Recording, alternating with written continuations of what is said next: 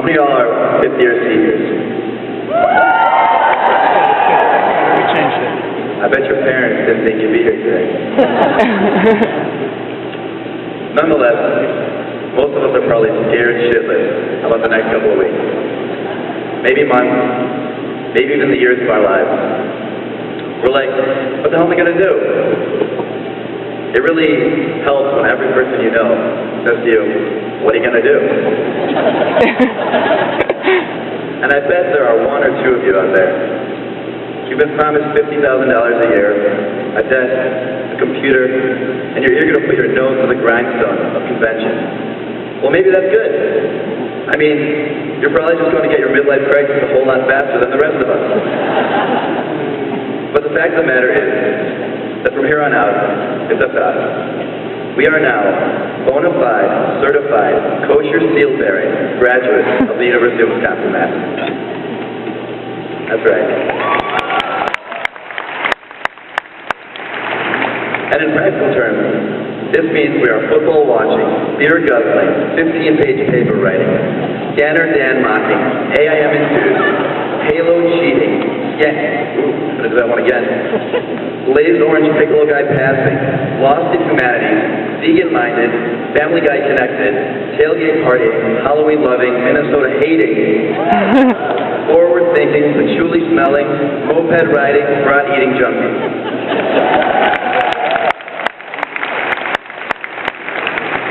I mean, that's what the piece of paper says.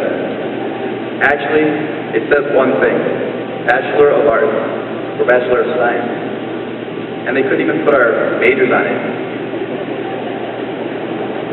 I guess the real question is, what does that piece of paper really mean? It means one very powerful thing. It means privilege. That's right, privilege. I want to tell you a story.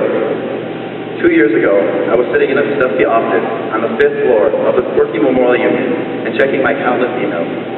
Suddenly one popped up. Dear Eyal, I'm a student at the Rwandan University, and I was wondering if we could set up some type of exchange. There are 2 women here who are suffering from the Rwandan genocide and need to get out. If our universities can set up some kind of exchange, that would be very helpful. Sincerely, Theonis Skakiri.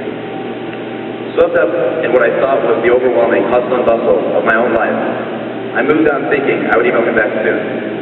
I finally got around to it about 3 months later, and essentially all I said was, yeah, I wrote this term paper about the Rwandan genocide for one of my classes one time. As if this disconnected analytical statement had some bearing on the sifting and winnowing of the truth that defined this student's life. I began to think what it would be like for Theonis to come here. Well, I had no idea what type of trials and tribulations he was facing in Rwanda. I thought an African man, that is to say, a black man, at the University of Wisconsin-Madison, would have a very difficult life here. We all know this. People of color here know this better than I do, certainly. But even the most willfully blind among us cannot deny that ours continues to be a race, gender, and class-stratified society. And now that we're bona fide, we can't even blame anyone else anymore. I was banded with the privilege to choose whether I should go about my life or try to help these Rwandan people, or do nothing at all. And my upper middle class, white suburban self said me, not him. We've spent 4 good hard years sitting in our bedrooms, munching on pizza and Wikipediaing everything we think we know, so that we have some status in what we're told is a global village. It's quite easy to take that $40,000 job to pay off your loan and live in a 4-square-foot apartment in New York, drinking organic coffee, eating lean cuisine dinners, and watching Sex and the City, and feeling miserable about it. Guilt is the global post-it note, a small, easily removed reminder that something's not quite right. Justice is the real deal, the term paper that no amount of fair trade coffee can make easier to finish. So at the risk of sounding cliche, I think it is our responsibility to make an impact. We have so much privilege built into our lives, but we must first learn who we are, what we mean, and what we do. So we go out there and do more than just live, we impact. It's not about the degree we have, it's about the impact we make with it, or in spite of it, or because of it. So I hope we go out into this world and do the unconventional. Do the things that take us out of our comfort zones and force us to challenge, deconstruct, and reject ourselves, and build ourselves anew.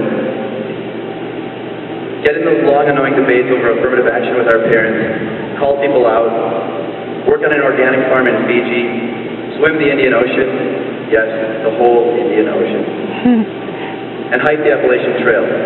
Do something that you think you would never do, because teaching English in Beijing is not that far away from Wauwatosa anymore.